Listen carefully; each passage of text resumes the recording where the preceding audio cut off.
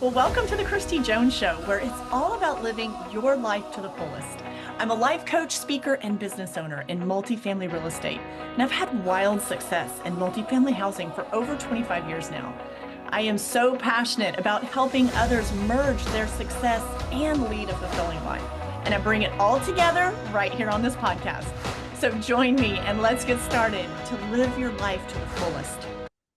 Well, hey guys, welcome back to another week here on the podcast. I'm so glad we're getting this time to just hang out together. And I have some words today that I hope you will find inspiring, encouraging, and give you that extra boost of hope that maybe you need right now. I was thinking last week about self-care, and I hear a lot of conversation about there's so many different types of ways to take care of ourselves. And I thought, sometimes the most important type, I believe, the most important type of self-care, I don't feel like gets talked about enough. So that's what I want to talk to you about today. I want to talk about soulful self-care. Yeah, self-care for your soul. That's truly the foundation of everything when it comes to taking really good care of yourself. The self-care for the soul is really the ultimate form of self-care. And it's your interactions, your conversations, your daily conversations with God, and really tapping in to that ultimate form of support, self-care. And I want to dive into that today with you. So I'm going to talk about, I decided, this is a really big, big topic to talk about. And one that I said, I don't think I've ever heard, at least I haven't heard someone talk to me about that type of self-care for the soul is really like, is going to give you the most, what's the word I want to use? Almost like the most refreshing feeling, the most love, the most support is honestly the most loving thing that you can do. And is to tap in and connect with God. And so I want to talk about that today. I want to talk about 5 things that to just kind of start spurring your thought in that direction. And you may already do some of these things, but I want to give you a little more food for thought. It might take you a little deeper and I do that. I pray. That is really a big part of my life, and I'm so glad it is. It's a big part of my life as well. But I want to touch on 5 things, 5 talking points, and it might spur you to go a little bit deeper when it comes to this type of self-care that you do for yourself, these conversations with God in your prayer life.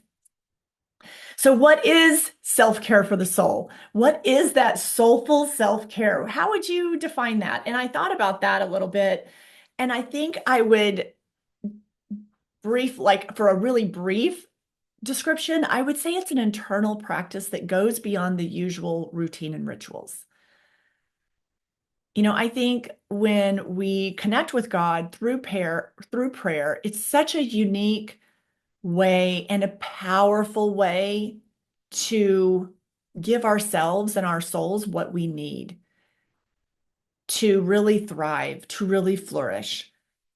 And so it's that connection and that communication, which I'll talk about what I consider like how often and what's such a great way for that to flow in your life. I'll talk about that a couple points down, but that this type of self-care is really, it's not like all the routine things that you generally hear talking about when it comes to self-care. Now, I will say, I think that taking care of ourselves and building our foundation in all ways, in mind, body, spirit, there's so many things that you can be doing to pour into yourself.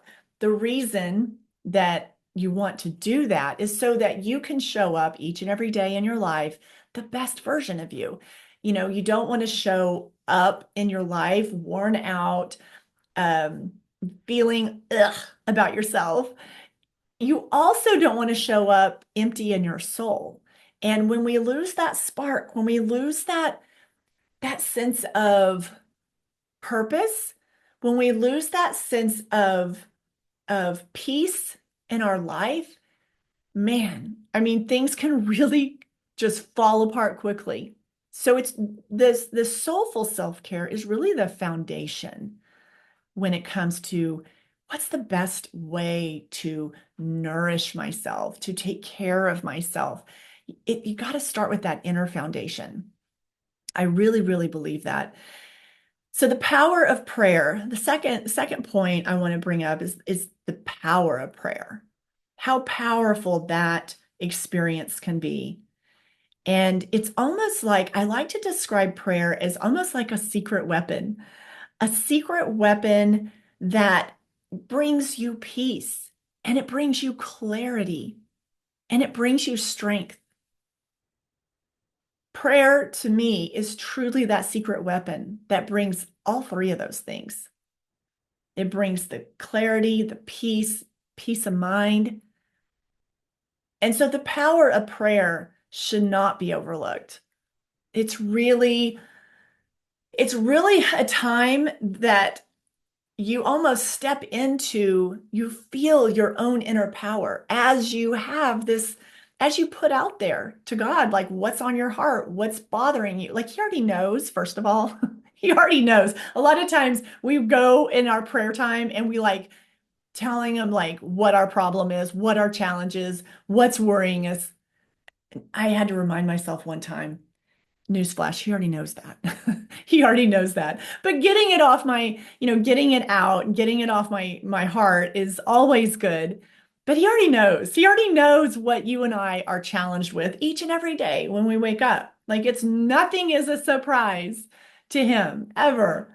It might be a surprise to us sometimes, like, gosh, I'm having to deal with this again. I thought I dealt with this, last week or last month. But it's never a surprise to God. And the power of prayer, it definitely gives us that peace, that clarity. It really helps you step into your inner strength. So the power of prayer is absolutely remarkable. I have so many experiences in my life where simply having these conversations with God has lightened the burden, has shifted. I talk a lot about mindset and, and perspective. So much of my renewed perspective or that lighter feeling, that big burden that I felt like I was carrying, and I lightened the load per se, so much of that has to do with the power of prayer. And that's why I feel like it's such a not like something you do on Sundays or something you do once a week. It's like an everyday, it's like a maintenance thing that you need to be doing for your inner self. And also, yes, I mean this deepens your faith, it deepens your relationship with God. And I mean, there's so many, there's no downside. But when you're in that, gosh, I mean, you're just kind of struggling to have a prayer routine on a regular basis. If you could just think about the fact of the power of prayer and what you're gifting yourself, like what you're able to do for yourself every day, if you could just settle in to prayer time. And talking about that, there's and I'll talk about this more a little later in the podcast, but it doesn't have to be, well, I totally love starting my day with, what I call a little God conversation, and which is my morning prayer time. I like that, but I definitely am not like we're one and done. No, like I'm talking I'm like communicating all day long, because I'm like, if I don't get this, if I don't like talk about this now, I mean, I might forget tomorrow morning. I mean, I'm like in constant communication and always like, okay, guide me, show me. Um, point me in the right direction, close that door if it needs to be closed, open that door if it's meant to be opened. So it's really great when you can get into just that ebb and flow throughout your day. It really, for me, it makes it feel like that I definitely, especially when I'm going through challenges, harder things, it makes me definitely feel like I'm not walking that alone. I'm not walking that alone. The third point I want to bring up is I want to talk about faith versus worry. Um, I mean, who doesn't have the ability to worry, right? Our brains can be monkey brains. We can find something to worry about. We are so good at that, aren't we? We can find something to worry about. And I want to talk about how faith is the opposite. It's the exact opposite of worry. Faith and worry, I often say, they both take the same amount of energy, and they both basically, you're putting energy into something that that hasn't happened yet. I'll say it like that. When you're having faith in something, it's more positive, right? You're more hopeful. You have faith. And that is a very hopeful feeling. And it's a very positive feeling. Now, it hasn't happened yet, right? Whatever it is, but you're just keeping your faith about it. You have faith that it's going to work out. You have faith that one thing is going to come to pass. Worry is like the same thing, only it's heavy and negative and it's not uplifting you.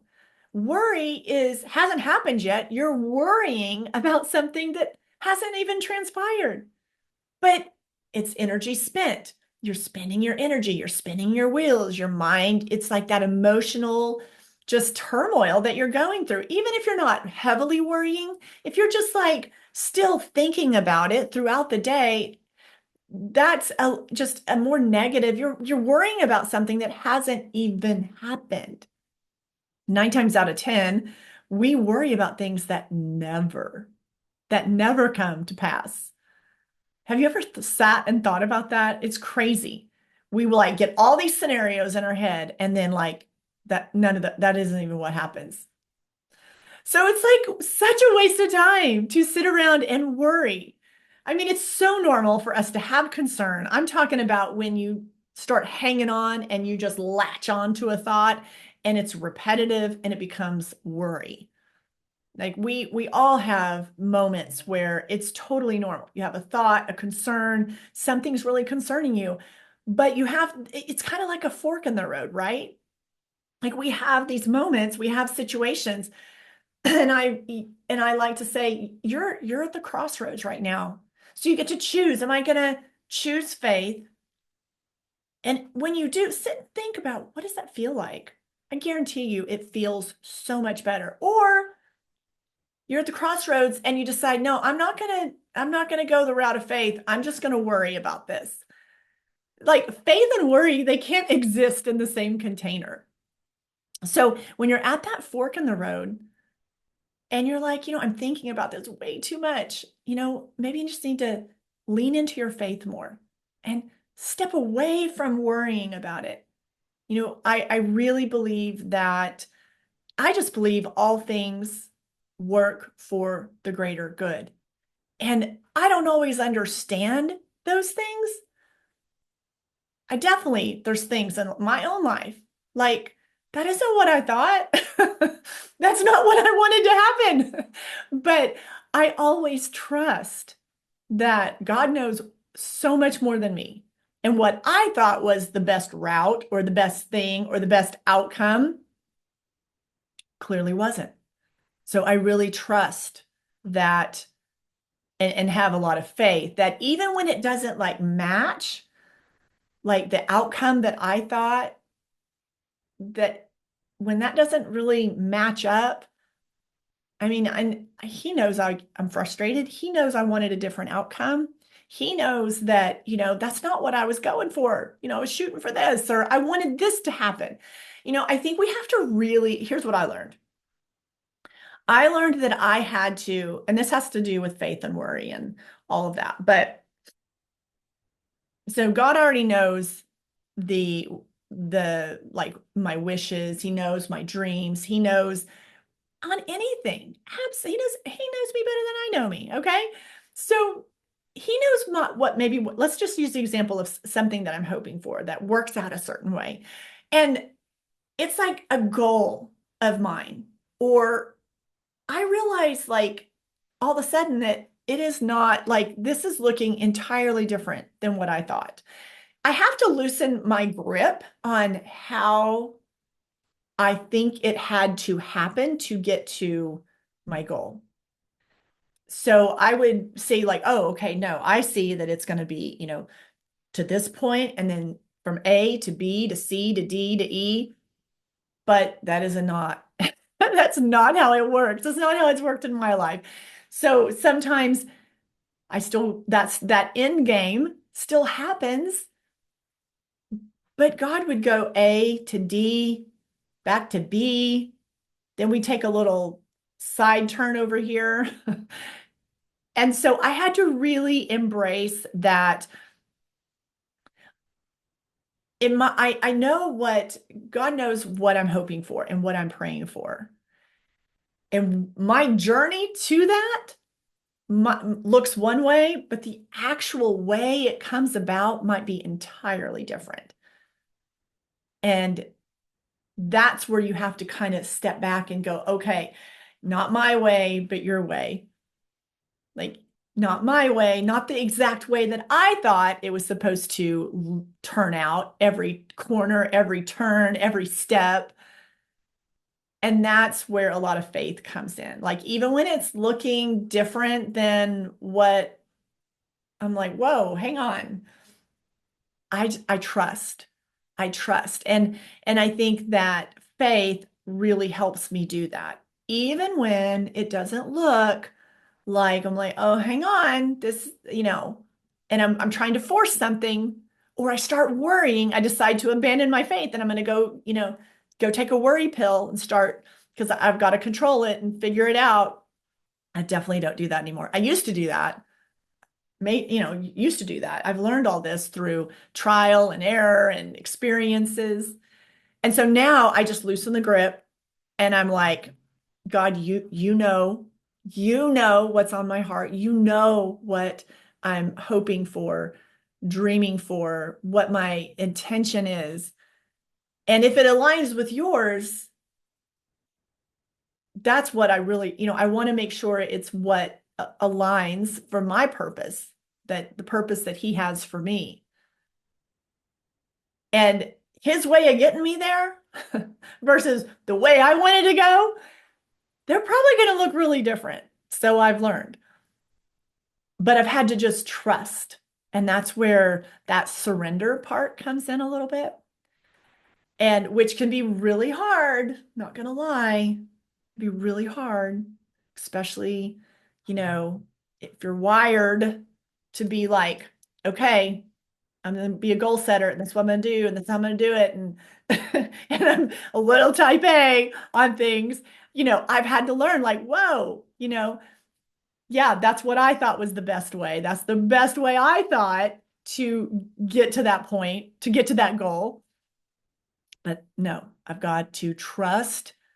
I've got to trust and have faith that God, he knows way more than me. He knows the master plan, and I'm not going to worry. I'm just going to hang on to my faith and I'm going to enjoy the ride. So it's a hard one, faith and worry. It's a hard one. And I know I hear, a lot of times, I'll hear from people and they're like, oh, I do have faith, but, and then they go down all the reasons why they're worrying and all the things they have to worry about.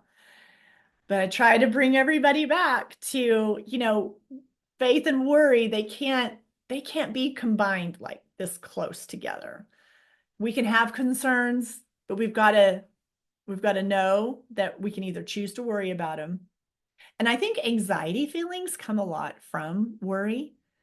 I think when we can distance ourselves from worry and lean more into the faith, that it does like dial down that anxious feeling. So at least that's what I have found for myself. So the fourth point I want to make is when it comes to soulful self-care and the prayer time that you have is that the fourth thing is to have daily conversations with God. Like I said, I know that, maybe the morning time is a great time. I love mornings. It's quiet. It's still, I feel like I still have a calm brain first thing in the morning. But daily, throughout the day, I encourage you to view prayer as an ongoing conversation. It's not just like a one and done. It's not like even a formal practice. I don't believe. I mean, you may see it differently, but I just like God just wants to hear from me. You know what I mean? Like, I just use my own language because I mean, it's too hard to try to, I'm not going to just for prayer time show up as somebody else. That doesn't make any sense. I'll be driving my car. I'll be driving my car, and then something will come up in in my thoughts, and I'll be like, oh, hey, God, yeah, I wanted to talk to you about this. I mean, that's how I do it. And I want to talk about this and whatever it is. And I mean, it's like this ongoing conversation. And for me, that feels really comfortable because I feel like it's not far removed. I don't have to be in a certain place. I mean, I can literally be anywhere and I can have prayer time. I can have conversations with God. I really feel like there's maybe certain times in your day if you're like, the whole day's gotten away from me and I haven't had that time to connect. Um, find is there somewhere in your day that is a real calm, not chaotic time of your day, morning times, maybe when you're sitting, if you drink coffee in the morning. I love a good latte in the morning. But if you have a coffee in the morning, if you're journaling, I know a lot of people love to journal and make that also their prayer practice. Um, I love to journal, but my prayer time to me is like a little bit different because journaling to me is kind of me getting in my own thoughts and getting things out and putting something down on paper or diving deeper into just like a random question.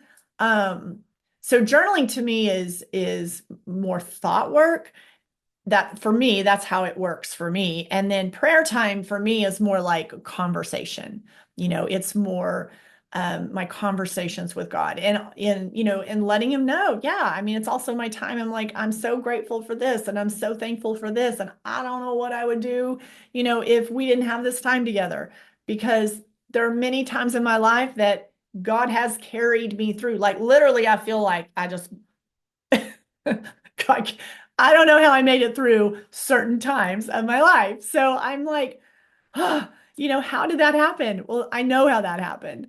It happened because, him and a million guardian angels were looking out for me and helping me and guiding me.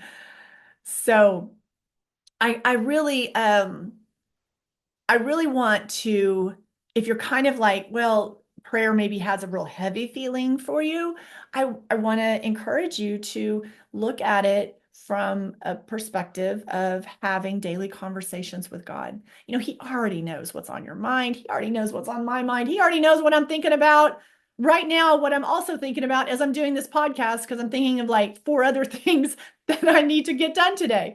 He already knows that. So I have to settle in to faith and not feel like I can't have an ongoing conversation with him throughout the day. So I really encourage you to consider that, like make it ongoing, just have daily conversations with him. Number 5, I want to talk about releasing control and embracing your peace. This is a really hard one for many of us.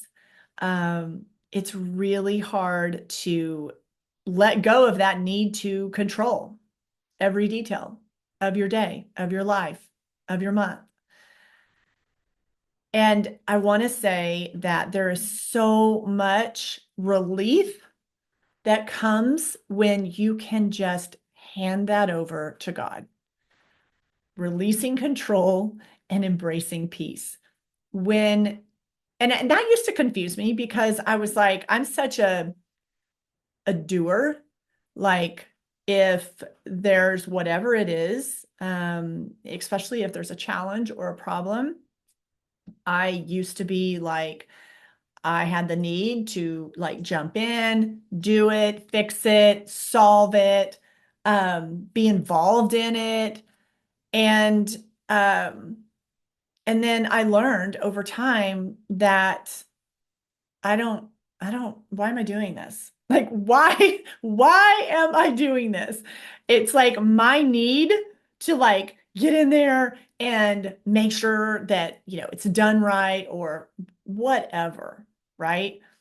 And I don't do that anymore. And thank goodness I finally learned that life lesson. Um, and my hope you're hearing this, you're like, oh, I've learned that lesson. And I'm like, yes, that's so good. Because when you can just embrace the peace of when you can just turn it over to God, I promise you, you're going to just, the weight of the world on your shoulders, like you won't have that anymore. And you're going to feel so much more peaceful. Now, here's where I got kind of hung up with that and why I thought that was hard because I felt like, like that to me, when I would first hear that, I was like, well, then no, I mean, I need to be doing something. Like um, I need to be fixing it. I need to be doing it. I need to, like I need to be active.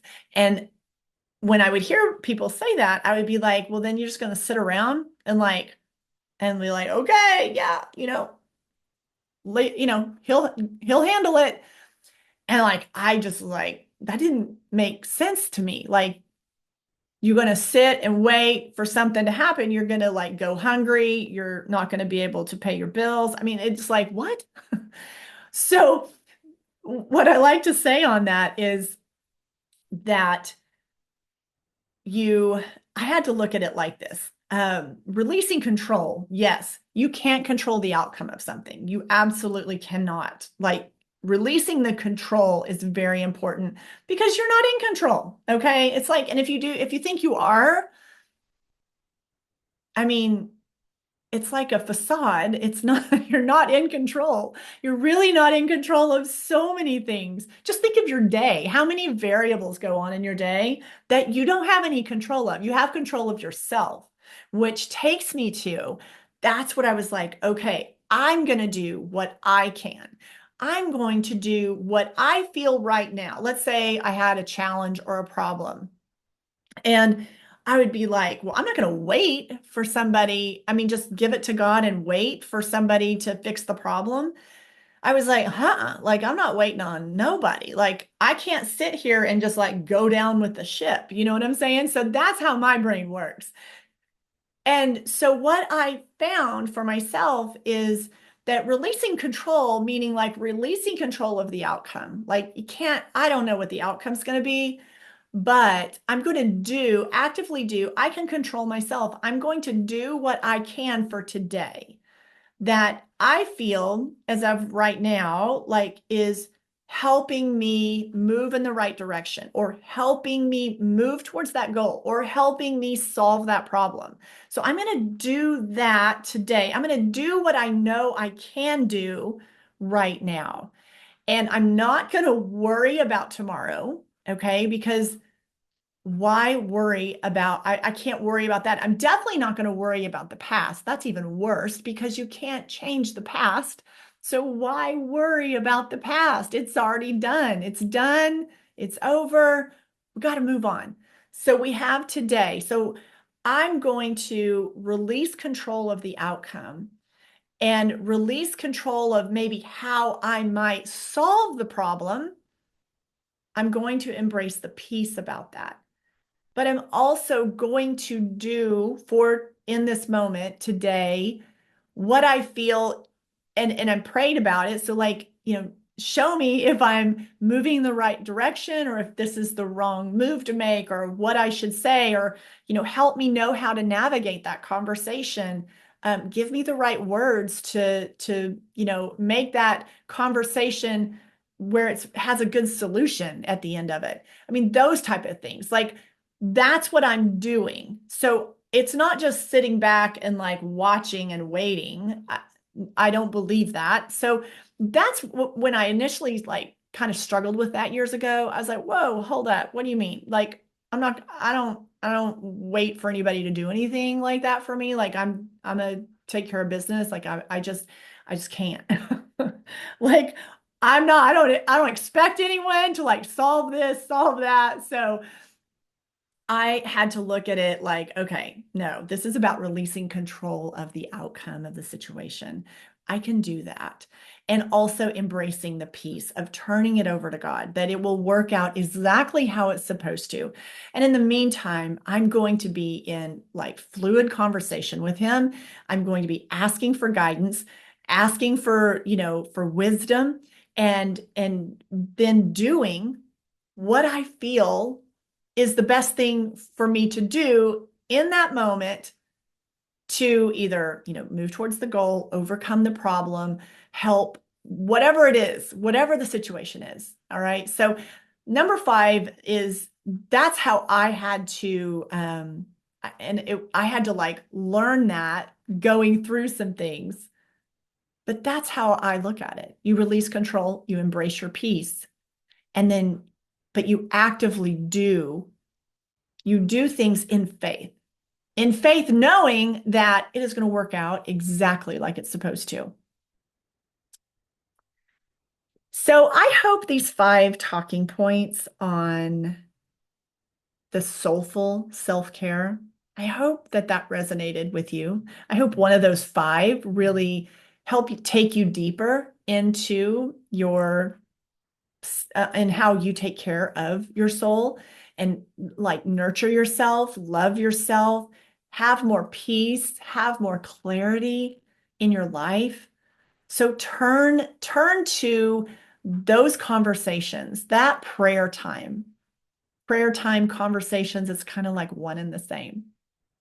Turn to that for the most valuable form of self-care that you can give yourself. And you can give yourself that every single day.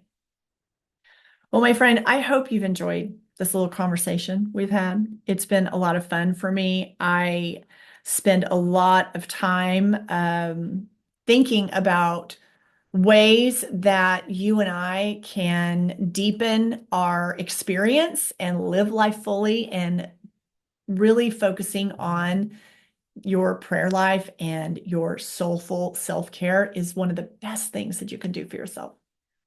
All right, so there'll be some show notes down below, and I'd love to know if you want to shoot me back anything in response to this conversation today.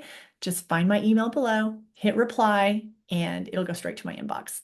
Until next week, my friend, take care. I will see you soon, and go make your day and your week fabulous. All right, see you soon. I want to thank you for tuning in today to the podcast, and I hope you've enjoyed the conversation and all the info that's been shared today. And I hope you've come away with a few ideas on how to make the most out of it for your life. If you loved this episode, be sure to share it with your friends and family. And also make sure you subscribe to the podcast and tap that subscribe button so you never miss an episode. Also, it would mean the absolute world to me if you would leave a podcast review. So until next time, my friend, keep flourishing and thriving and live your life to the